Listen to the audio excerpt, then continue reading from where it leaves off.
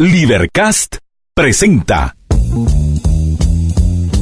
una producción de Libertópolis, donde nuestra misión es promover un mundo de personas libres y responsables en búsqueda de su felicidad. Creamos valor innovando, analizando y transmitiendo información e ideas. Día a día encontrarás los episodios de las emisiones correspondientes a nuestros programas.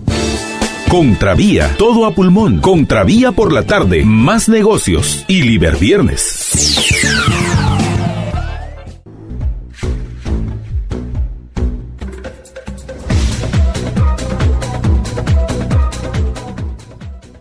Muy buenas tardes, estimados amigos. Bienvenidos a Contravía PM. Los acompaña Marta Yolanda Díaz Durán y tal y como había anunciado al mediodía en todo a pulmón, me acompaña hoy el doctor Alfredo García Sicavisa, quien es constituyente, lo que quiere decir que hoy al mediodía o poco antes del mediodía por la mañana asistió a la sesión solemne para celebrar los 34 años de que fue presentada al pueblo de Guatemala. Estoy repitiendo las palabras como me explicó el doctor Sicavisa, qué fue lo que sucedió hoy hace 34 años.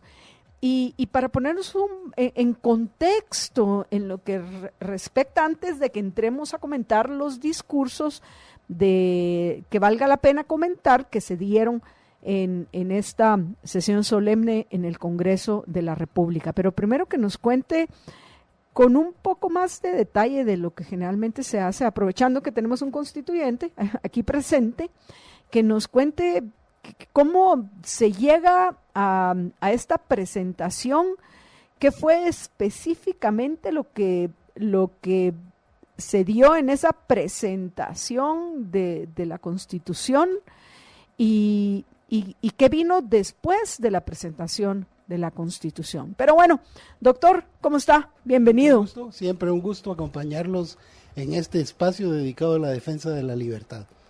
E interesante qué casualidad que en el momento en el cual lo invitamos, pues no teníamos nosotros presente que iba a ser hoy, que pues se celebró o se recuerda que esta Constitución en la cual usted participó fue presentada hace 34 años. Entonces, como yo le llevo cierta ventaja a los oyentes, porque antes de que comenzara Contravía PM estábamos conversando sobre lo que sucedió por la mañana, pues quisiera que por favor, doctor, ponga en contexto a quienes nos están acompañando en Contravía PM en lo que respecta a la celebración de hoy, de la Constitución. Adelante. El Día de la Constitución realmente es el 31 de mayo. Ese es el aniversario. Esta vez se celebró la sesión solemne en el Congreso el 28 de mayo por las circunstancias, por el hecho de que viernes no es un buen día conducente para este tipo de sesión solemne. Ok, entonces el mero día del cumpleaños de la Consti es hasta el 31. 31. La Constitución se hizo en unos 9 meses. La Constitución, la elección para diputados de la Asamblea Constituyente fue a finales de junio de 1984. Llevó más o menos un mes el organizar el trabajo de la Constituyente, elegir junta directiva, habían 3 bancadas, habían 88 diputados, habían 3 bancadas mayoritarias y otras bancadas minoritarias. Las 3 bancadas mayoritarias tenían en total 22, 21 y 20 diputados. Hubo elecciones previas, o sea, hubo partidos políticos que presentaron candidatos. Hubo partidos políticos que presentaron candidatos. Yo fui electo por el Distrito Central, que en esa época elegía 7 diputados. Cada distrito, igual que se hace ahora. Pero solo fueron obviamente elecciones para diputados a la Asamblea Nacional Constituyente. Solo fueron elecciones para diputados a la Asamblea Nacional Constituyente. Estaban representados 9 partidos y un comité cívico que tenía un representante de Quetzaltenango. Y luego se eligieron la junta directiva, presidentes rotativos. Había un presidente de la Asamblea Nacional Constituyente que duraba en el cargo un mes y lo entregaba al siguiente. Hubo 3 presidentes, el licenciado Roberto Carpio Nicol, el doctor Héctor Aragón Quiñones y el licenciado Ramiro de León Carpio, que después fue presidente de la República de forma electo por el Congreso de la República cuando fue el Serranazo. La constituyente se reunió, se integró la comisión de los 30, que elaboró el proyecto que pasó al Pleno, el Pleno discutió, hizo algunas reformas y el trabajo concluyó 9 meses después de haberse iniciado y se presentó la Constitución de la República de Guatemala el 31 de mayo de 1985, indicándose que entraría en vigencia el 14 de enero de 1986 y ordenándose que se hicieran elecciones. ¿Las elecciones fueron previas o no, después? Elecciones para presidente, Congreso de la República y todos los órganos del Estado. Fueron en el 85. Esas fueron en el 85. Antes de que hubiera entrado en vigencia la Constitución, pero ya había Exactamente. Constitución. ¿Por qué? ¿Por qué? Porque la Constitución no podía entrar en vigencia hasta que no estuviera todo el andamiaje completo con autoridades electas. La Constitución no podía entrar en vigencia con un jefe de Estado militar producto de un golpe de Estado, como era hasta ahí.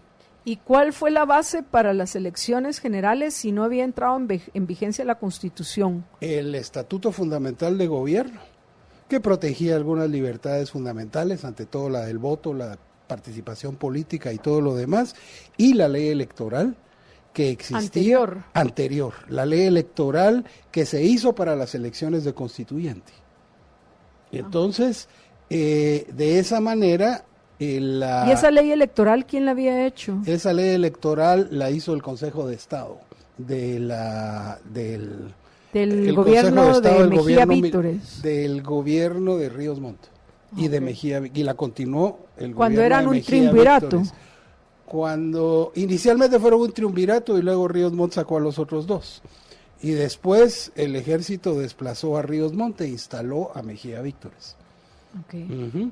Y luego la Constitución cobró vigor el 14 de enero de 1986, ya con toda su protección a derechos ciudadanos. Y para eso ya... ¿había una nueva ley electoral o la ley electoral nueva la hicieron en el 86? La nueva ley, los últimos 6 meses de la Asamblea Nacional Constituyente se dedicaron a hacer la nueva ley electoral.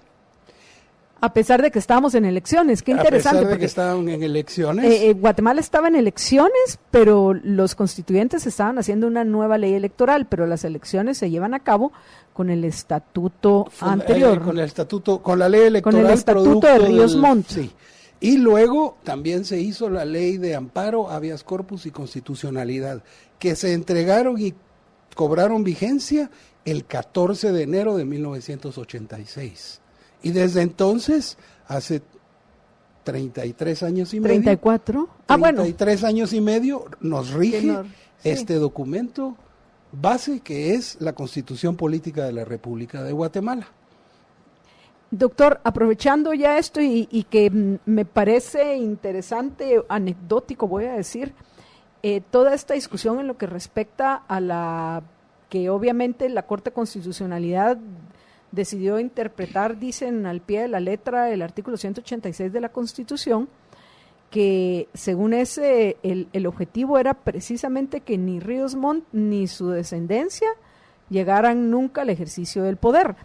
Usted que fue parte de esas discusiones del 186 y pues bueno, ya que lo estamos discutiendo y me vengo a enterar hoy, como me imagino muchos de nuestros oyentes, que esas elecciones y las elecciones mismas de quienes fueron los constituyentes se hicieron con un estatuto que había hecho Ríos Montt. No sé, me parece interesante que nos comparta qué es lo que realmente tenían en mente los constituyentes con el 186 y la prohibición a los jefes de Estado y su descendencia a que lleguen al ejercicio del poder. O como presidente. No existe, de acuerdo a mi punto de vista, no existe una prohibición para la descendencia si bien sí existe para los caudillos de jefe de Estado. Eso se instauró como un castigo a aquellos que han roto el orden constitucional o intentado romperlo, porque se habla de personas, se habla de golpe de Estado, revolución armada o movimiento similar que haya alterado el orden constitucional. Y luego se habla de los parientes dentro del cuarto grado de consanguinidad y segundo de afinidad del presidente o vicepresidente de la República, cuando este último se encuentra ejerciendo la presidencia, y los de las personas a que se refiere el inciso primero de este artículo. Si se da cuenta, aquí hay una cláusula que dice cuando este último se encuentre ejerciendo la presidencia. Y luego, la prohibición para los parientes. Por lo tanto, la interpretación que yo le doy y que le dan la mayoría de constituyentes con quienes he conversado, es que la prohibición es cuando el caudillo se encuentre en el ejercicio del poder. Es lo lógico. Este no puede ser un castigo que se extienda hasta los nietos del caudillo de un golpe de Estado. A personas que no han ni nacido. Exactamente. Por lo tanto, y además, es una prohibición que no se le aplicó a otros candidatos. Es una prohibición que no se le aplicó al hijo de Jacobo Arbenz, que también fue caudillo de un golpe de Estado, en 20 de octubre de 1944. Los tres ahí, el triunvirato era Arbenz, Francisco Javier Arana y el ciudadano Jorge Toriello. Y aquí yo no veo que a Arbenz se le haya aplicado esta prohibición.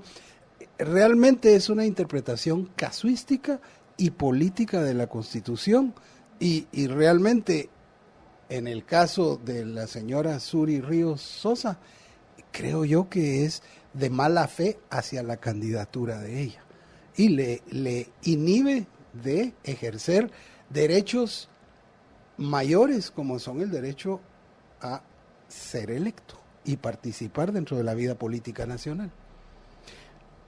Doctor, bueno, solo aprovechando la pregunta, pero aprovechando que está con nosotros, le hice esta pregunta, pero ahora, coméntenos, ¿cómo estuvo la sesión solemne de hoy por la mañana en el Congreso de la República? ¿Y qué considera usted importante compartir con los oyentes de esa sesión? Es una sesión muy formal. Ingresan los señores diputados. Es el único día al año en que entran otras personas que no son diputados al hemiciclo. Tienen la cortesía de invitar a los constituyentes para acompañar el acto, que es un acto muy formal. Ingresa la Junta Directiva y los diputados, luego ingresa el presidente de la República, el vicepresidente, el presidente del organismo judicial y luego los presidentes de los tres organismos del Estado. En este orden, primero el presidente del organismo judicial, luego el presidente del organismo legislativo y por último el presidente del organismo ejecutivo, que es representante de la unidad de la nación. Los tres se dirigen al pleno del Congreso y luego se dio por terminada la sesión. Las tres intervenciones fueron interesantes. El presidente del organismo judicial hizo hincapié en las bondades de la Constitución, en la legitimidad de esta Constitución. No olvidemos que 82% de los guatemaltecos eligieron a la Asamblea Nacional Constituyente con mucho entusiasmo. Por supuesto que eran épocas muy difíciles, estábamos en guerra y sin embargo se respetó la voluntad popular y se instauró la Asamblea Nacional Constituyente y hubo muchísima libertad dentro de la Constituyente para discutir temas difíciles y duros, temas ejército, temas como propiedad privada. Fue un tema durísimo, porque habían sectores que querían que la propiedad privada fuera un derecho humano, pero en función social, y eso se eliminó. Entonces, como resultado tenemos una Constitución que de los artículos 3 al 46 protegen los derechos individuales y fundamentalmente derechos ligados a la vida a la libertad de acción, de locomoción, de empresa, a la libertad en general y a la propiedad. Hay 3 artículos directamente vinculados a la propiedad. Gracias, doctor. Bueno, ese es en el caso del presidente del organismo judicial. ¿Qué considera usted que vale la pena resaltar de lo que haya dicho Álvaro Arzú Escobar y Jimmy Morales? Los discursos de Álvaro Arzú Escobar fueron mucho más políticos y también hasta cierto punto mencionaron aspectos, si bien los abarcaron de manera general, muy coyunturales. El presidente del Congreso, el diputado Álvaro Arzú Escobar, mencionó, por ejemplo, y eso fue lo que más me impactó de su discurso, mencionó el hecho de no sucumbir a los intentos de penetración extranjera que están carcomiendo ciertas esencias culturales o que intentan carcomer ciertas esencias culturales de nuestra sociedad a través de el intento de implementar ciertas conductas colectivistas que atentan contra los derechos fundamentales de la Constitución. Por su parte, el presidente Morales Cabrera se enfocó también hacia la defensa de los derechos constitucionales, hacia la defensa del texto constitucional, hacia la defensa de la libertad y también señaló, sin mencionar, a algunas personas que no están cumpliendo con la ley y que tampoco cumplen con presentarse ante los tribunales a dilucidar sus responsabilidades. Que se ha interpretado como una referencia directa sin mencionarla a ella, pero dirigido a Thelma Aldana. Es una referencia directa a Thelma Aldana. Y por lo que realmente fue un discurso muy coyuntural, pero abordado de manera general dentro del marco de la defensa de las libertades garantizadas por nuestra Constitución de la República.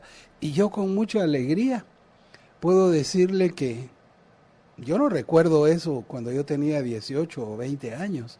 La gente ni conocía la Constitución y sabía que las libertades no se respetaban. Ahora la gente se ampara en la Constitución como el marco que le ampara sus derechos y ante todo sus derechos individuales. Bueno, yo pienso que hay mucho que decir en lo que respecta a esos puntos, pero lo que yo quería hoy, y antes de que los oyentes me jalen las orejas, yo quería escuchar la versión de alguien que estuvo presente en la sesión, para ya mañana con un poco más de detalle poder desmenuzar nosotros en todo pulmón los discursos. Pero antes de que nos vayamos a la pausa, doctor, y vayamos a los otros temas, los que originalmente habíamos conversado, que íbamos a platicar hoy con los oyentes, entre los asistentes, ¿llegaron todos los invitados o usted no considera que hubo, vamos a ver, ausencias notables? A mí me impactó mucho la ausencia de algún representante de la Corte de Constitucionalidad. ¿No llegó nadie de la Corte de Constitucionalidad? Yo no vi a nadie de la Corte de Constitucionalidad. ¿Ni siquiera Dina Ochoa? No llegó nadie de la Corte de Constitucionalidad que yo haya visto y que yo haya podido identificar. Es posible que haya llegado alguien, pero sí habían sillas vacías donde correspondía a los magistrados de la Corte de Constitucionalidad, lo cual es muy notable, dado el hecho, esa ausencia es muy notable, dado el hecho de que también en el discurso del presidente del Congreso se les mencionó veladamente como aquellos que están a cargo de defender la Constitución y no lo han hecho. Hay un caso que yo tengo guardado bajo la manga para el día que ellos salgan y no tengan derecho de antejuicio, que es un caso puro y duro de prevaricato. El amparo que otorgaron contra la expulsión del embajador Compas. Y es un caso puro y duro de prevaricato, delito contra la Constitución, y tenemos los ciudadanos 20 años para demandarlos por ese delito. Gracias, doctor. Vamos a ir a una breve pausa y regresamos con ustedes en unos minutos. Quédense con nosotros en Contravía PM.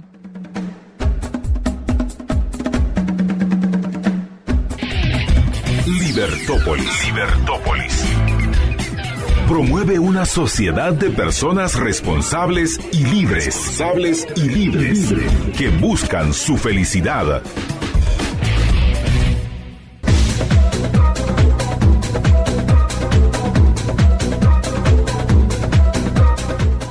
Bueno, amigos, estamos ya de regreso en Todo a Pulmón y antes de cualquier cosa les quiero recordar que en AG se preocupan por la seguridad de nuestras construcciones.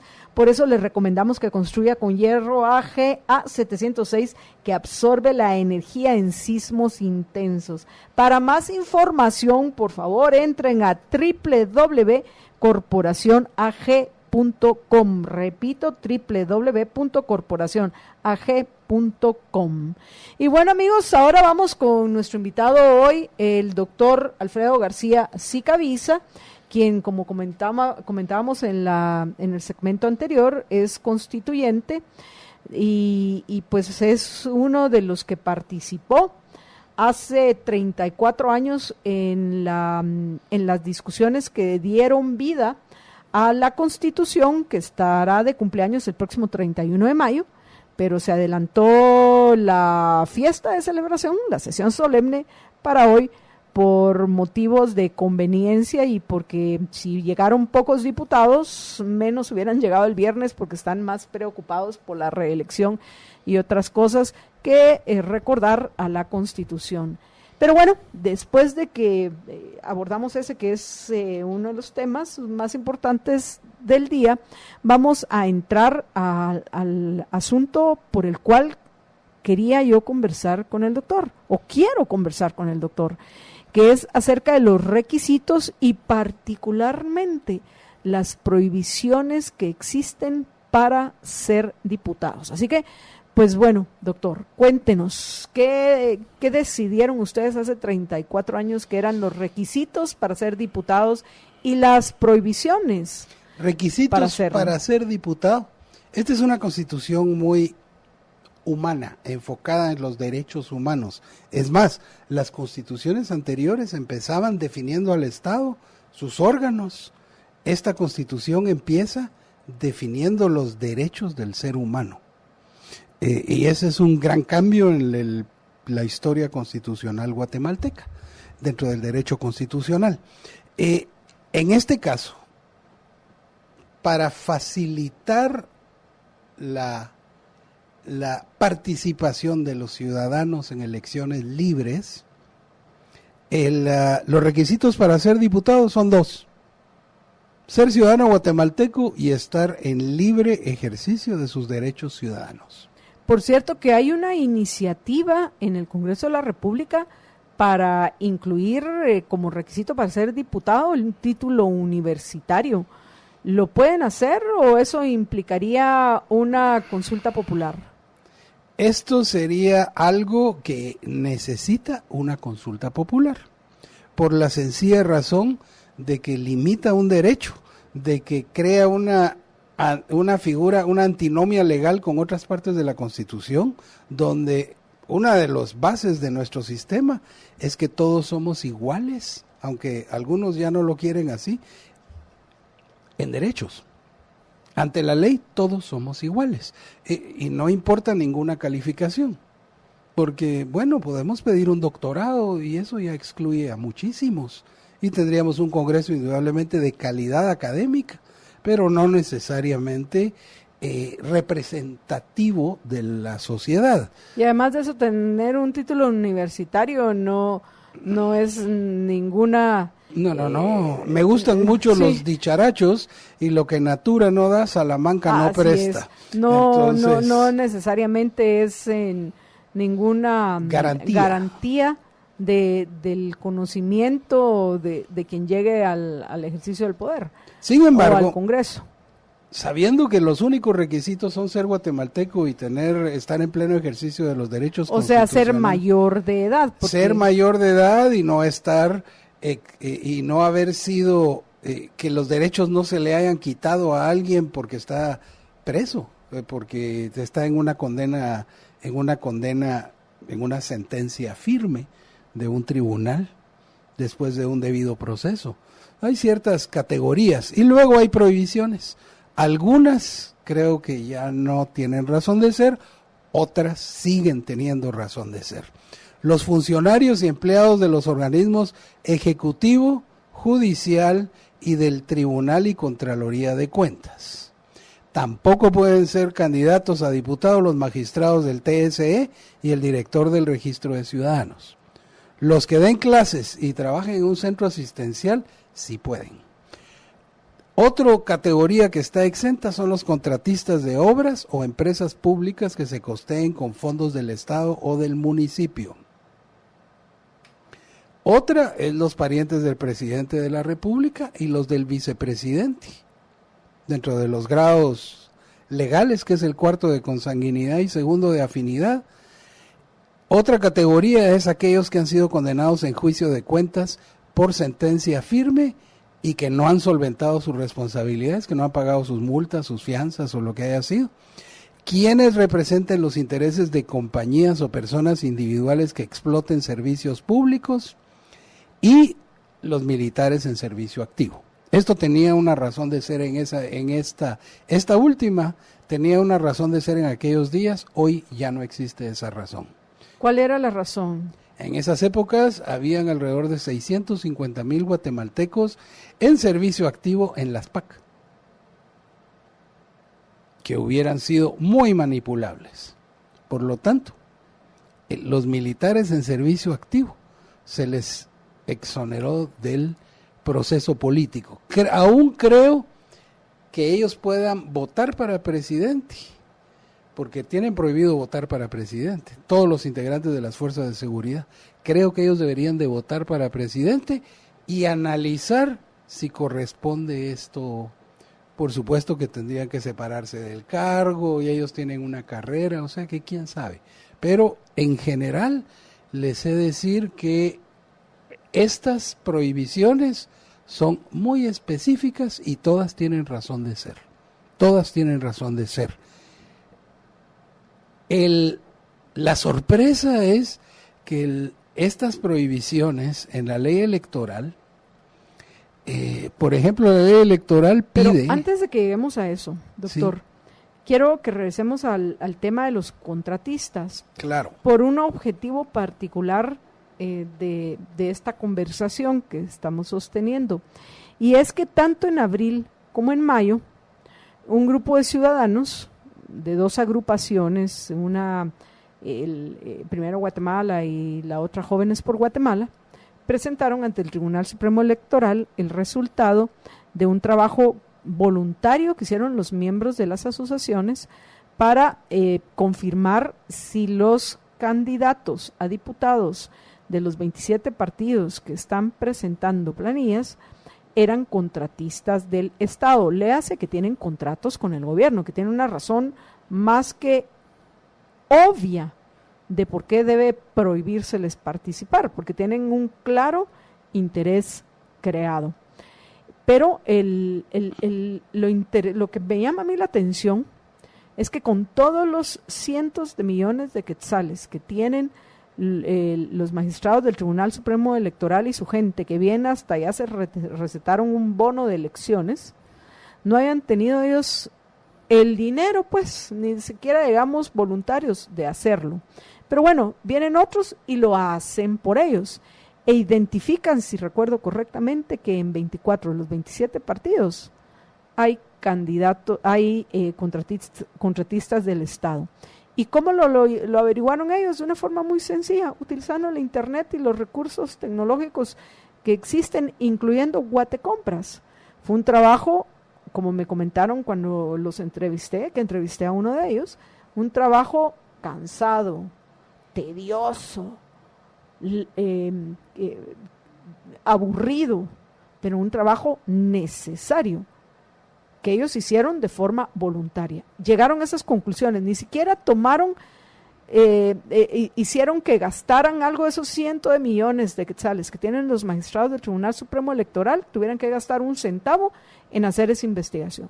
Hicieron la investigación, presentan los memoriales en el Tribunal Supremo Electoral, y el Tribunal Supremo Electoral ni coco, los ignoran, y a estas alturas lo que se sabe según declaraciones también de magistrados del Tribunal Supremo Electoral es que ya van a mandar a hacer las papeletas, van a mandar a imprimir las papeletas para diputados con los nombres de estos contratistas del Estado, así como en alguna oportunidad hemos hablado, ¿qué hacer con los magistrados de la Corte de Constitucionalidad?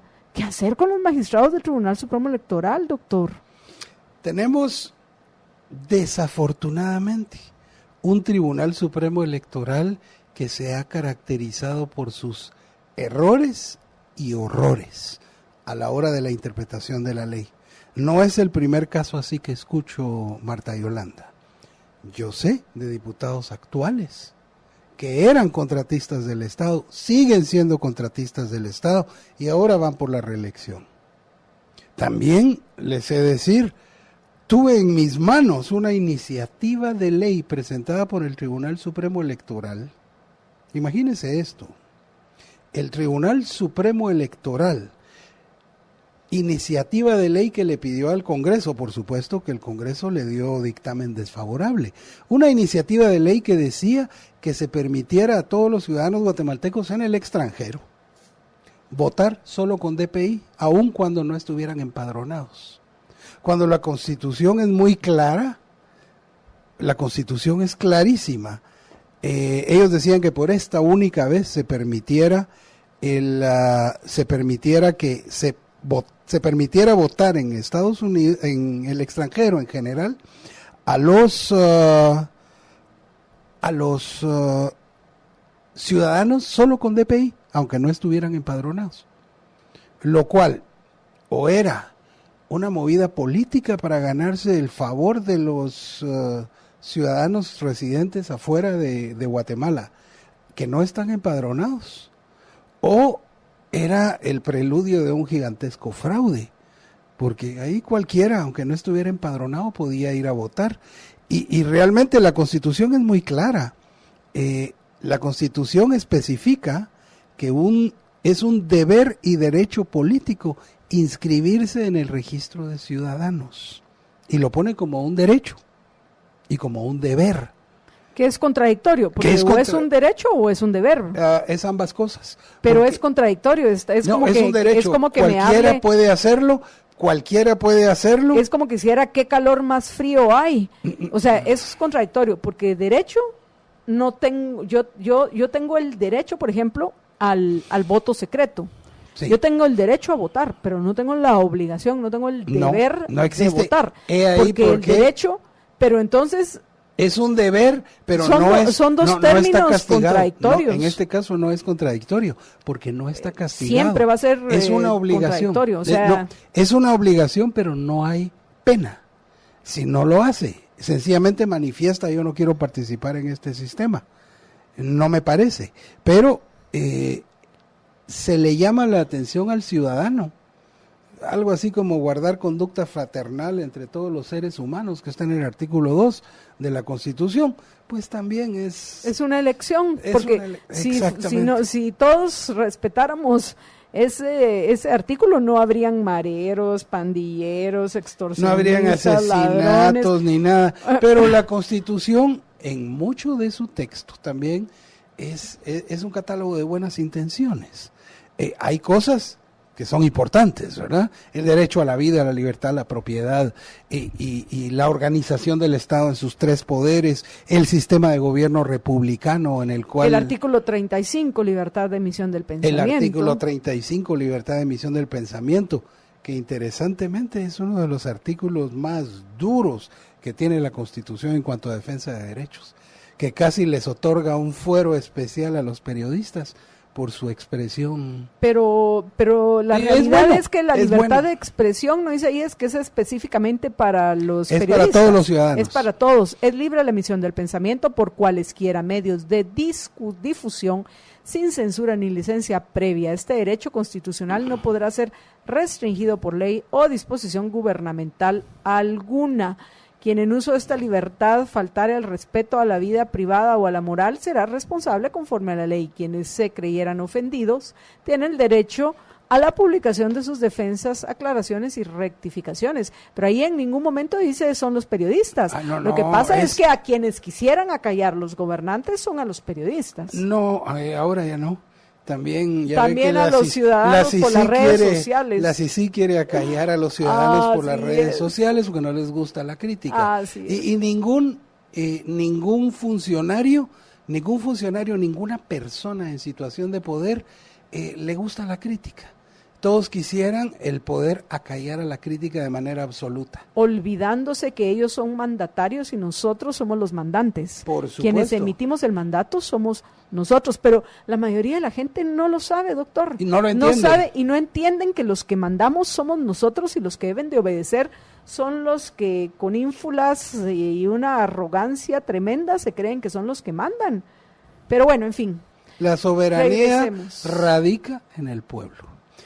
Y el quien pueblo la que delega, es todos los quien ciudadanos. la delega para su ejercicio en los organismos legislativo, ejecutivo y judicial.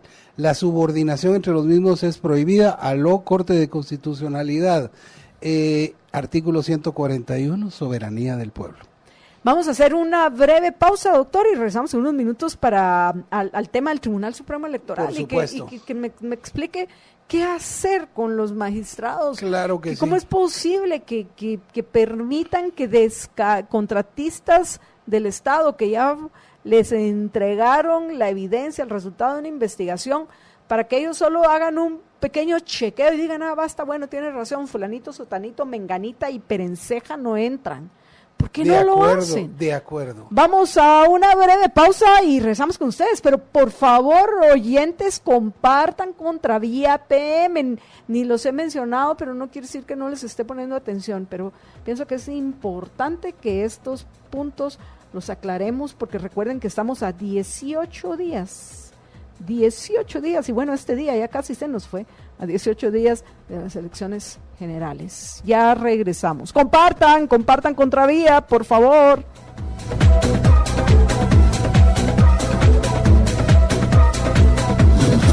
La radio es el medio más eficiente para posicionar tu marca en la mente del consumidor. La radio me llega. Libertopolis.com.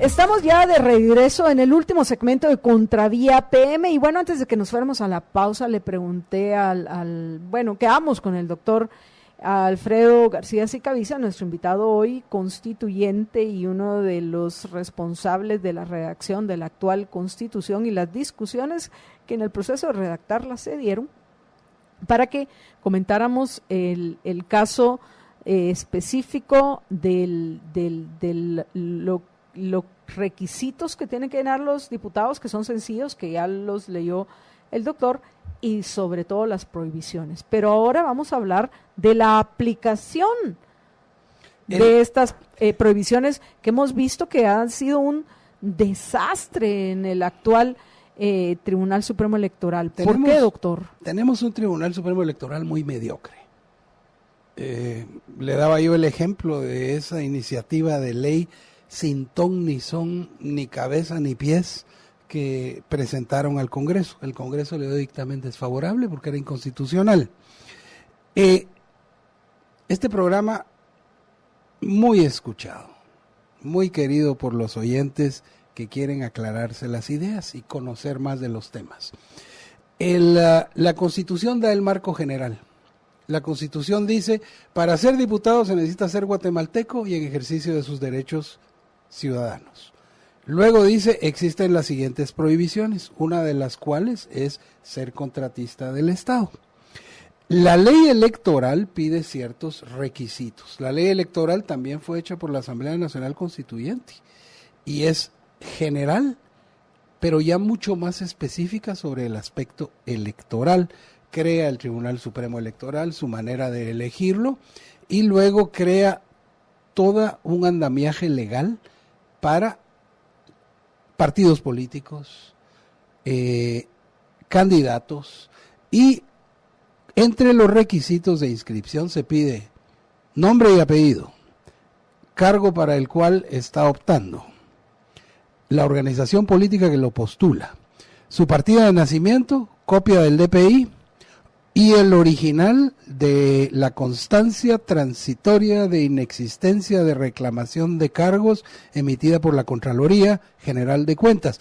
Esto es lo que se le apoda el finiquito. Sin embargo, se le apoda, pero no lo es, y ha causado el llamarlo finiquito, ha causado tantas discusiones. Exacto. Mejor que se le llamen que es una constancia transitoria de inexistencia de cargos. Lo que quiere decir que hoy no tiene, pero mañana le puede salir algo. Pero el Tribunal Supremo Electoral, en su suprema sabiduría, sacó un reglamento en el cual pide una serie de requisitos. Esta famosa constancia transitoria de inexistencia de cargos de la Contraloría, una constancia extendida por el registro de contratos de la Contraloría, de que no tiene contratos a su nombre, una constancia del registro de precalificados del Ministerio de Comunicaciones, de que no es parte de una empresa inscrita, una constancia de registro, y luego pusieron algo terrible. Imagínense, el punto 4 del artículo 53 de este reglamento dice que después lo que tuvieron que quitar cuando se les reclamó porque no se dieron cuenta de la metida de pata: constancia del registro mercantil de no figurar como propietario o representante legal de empresa individual o de sociedad mercantil. Esto elimina a cualquier empresario. Y cuando yo vi este artículo del reglamento, puse el grito en el cielo. Me tomé la molestia de llamar la atención de la gente de jurídico del Tribunal Supremo Electoral y de decirles, miren, esto fue un error, ¿qué está pasando? Pero también nos demuestra que los magistrados revisaron esto y lo aprobaron, y luego lo tuvieron que retirar. Entonces tenemos otra cosa que piden, es constancia de carencia de antecedentes penales y antecedentes policíacos, y constancia de que se encuentra inhabilitado como contratista del Estado y que no tiene ningún contrato vigente con el Estado. ¿Qué quiere decir eso? La prohibición a los contratistas del Estado es clara, contundente y evidente. Parte desde la Constitución, la amplía la ley electoral, y el propio reglamento del Tribunal Supremo Electoral especifica claramente cuáles son los documentos que debe de presentar. Esta gente o no lo presentó, en cuyo caso el Registro de Ciudadanos y el Tribunal Supremo Electoral están incumpliendo con deberes y por lo tanto pueden hacerse sujetos de sanción penal. Es importantísimo el revisar todo esto. ¿Por qué? Porque debemos de cumplir con la ley. Y ante todo, los magistrados del Tribunal Supremo Electoral deben de cuidarse porque ellos tienen 20 años de responsabilidad por violación a la ley. Y si ellos inscribieron a algún contratista del Estado para más INRI y para más pena, ellos están violando la ley electoral que los rige en su funcionamiento y están violando la Constitución misma de la República y, lo peor de todo, su propio reglamento que impide que pueda contratarse a un contratista, que pueda no contratarse a un contratista, que pueda postularse como candidato a diputado un contratista del Estado. Esto es preocupante. Si se llega a dar eso, pueden haber recursos de los candidatos pendedores y aún quitar más certeza jurídica a un proceso que haya más incertidumbre. Para que haya más incertidumbre por un proceso que se les ha salido de manos a los magistrados del Tribunal Supremo Electoral. Pensaba cuando usted decía todas los artículos y las normas a las cuales están faltando los actuales magistrados del Tribunal Supremo Electoral, comenzando por el registrador de ciudadanos. Él es el primero que pues está corriendo muchos riesgos para que dentro de año y medio, porque en año y medio me comentaba que es el cambio de magistrados del Tribunal Supremo Electoral.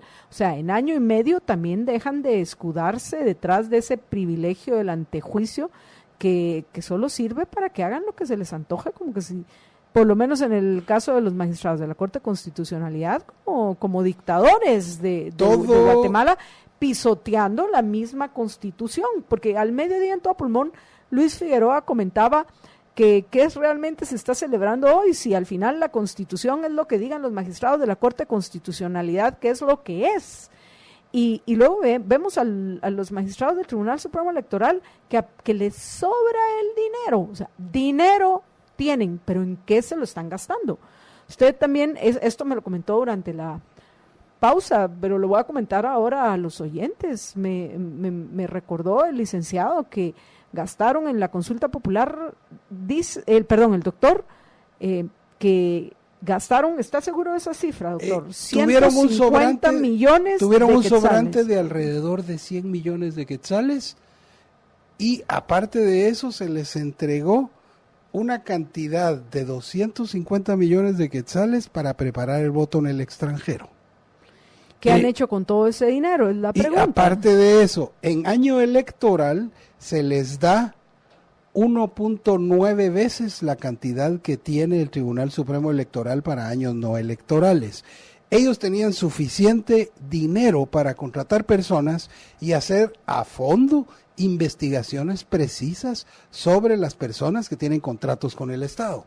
Ellos es relativo, aunque estas personas que hicieron, estas dos organizaciones que hicieron ese estudio, se tomaron la molestia con sus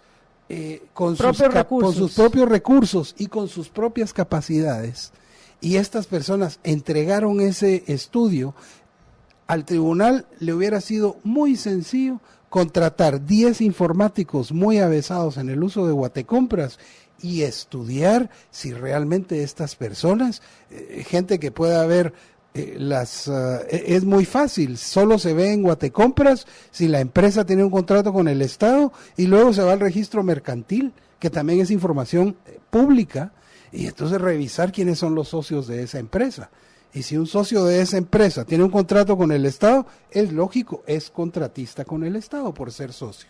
O si se logra establecer que hay, porque me imagino que hay muchos que tienen, no aparece su nombre, sino que tienen ¿cómo es que es el término que se utiliza? Y ahorita ya estoy un cachito cansada, apreciados oyentes, pero tienen una persona que actúa en nombre de ellos para que no aparezca su nombre, pero que es fácil relacionarlos. Tengan un testaferro, aunque ya ese tipo de investigaciones ya es más difícil. Eso ya va. Pero dinero tienen dinero para contratar investigadores, y realmente lo que han tenido es. ¿Y para qué lo usaron? Para recetarse a ellos y a todos los que trabajan en el Tribunal Supremo Electoral un bono.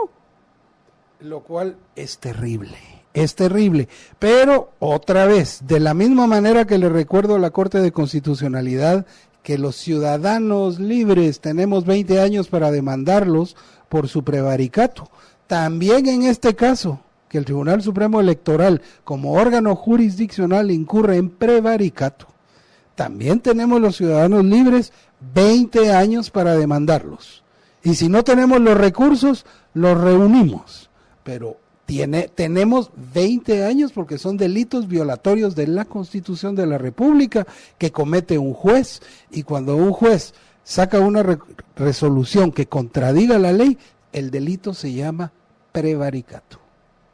Y eso era precisamente lo que quería mencionar, doctor, gracias.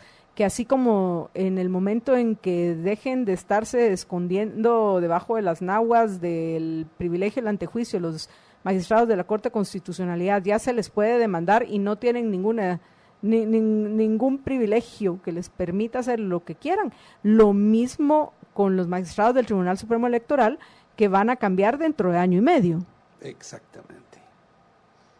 Así que a ellos, si no actúan correctamente y que pongan sus barbas en remojo, porque si no actúan correctamente y adjudican esos puestos, lo mejor que les puede pasar es que ninguno de todos estos contratistas del Estado queden, porque si los rivales que pierden contra ellos demandan al tribunal y accionan legalmente, se les va a volver un berenjenal, dicho en términos muy corrientes. Van a tener entre manos un problema serio de adjudicación de curules, incluso adjudicación de alcaldías, incluso en municipios de conflictividad, porque también la prohibición se extiende a los candidatos a alcalde y los candidatos a corporaciones municipales.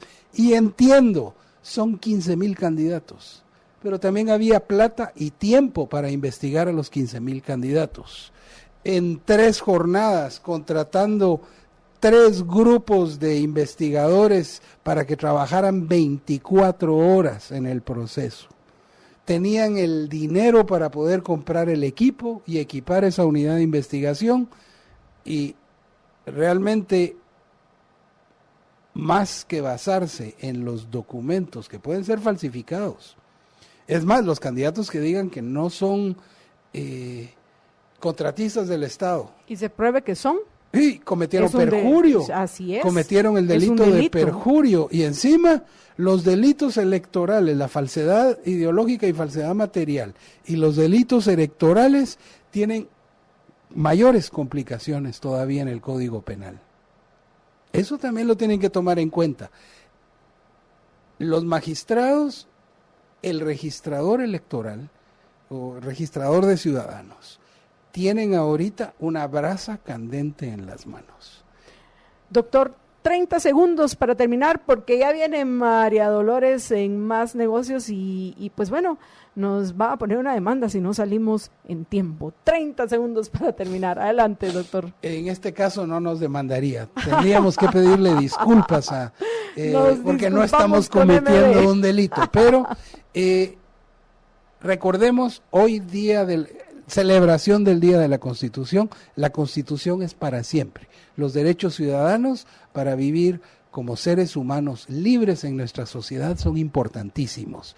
Y ante todo, la denuncia de todas las anomalías que están cometiendo quienes, siendo depositarios del poder por el pueblo, se creen dueños del poder. Y eso es lo que tenemos que evitar, y vamos a pelear contra eso. Muchísimas gracias, doctor, por acompañarme de nuevo en esta ocasión en Contravía PM, y por supuesto gracias a todos los oyentes que han estado comentando y quienes compartieron hoy Contravía PM. Me disculpo, pero vieron que no nos quedó tiempo de mencionarlos personalmente, pero saben que apreciamos que estén con nosotros dando la batalla de las ideas, y también aprecio que continúen en sintonía de Libertópolis acompañando a María Dolores.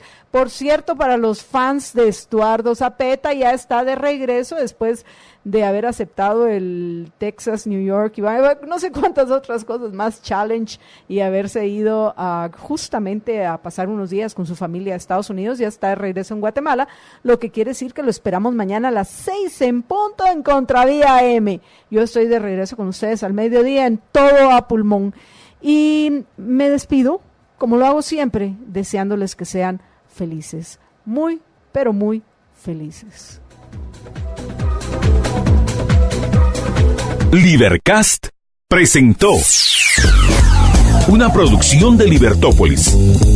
Recuerden que si quieren conocer más de nuestros programas, seguirnos en las diferentes redes sociales, o si quieren ver nuestros programas y conocer a nuestros conductores e invitados, pueden ingresar en www.libertopolis.com.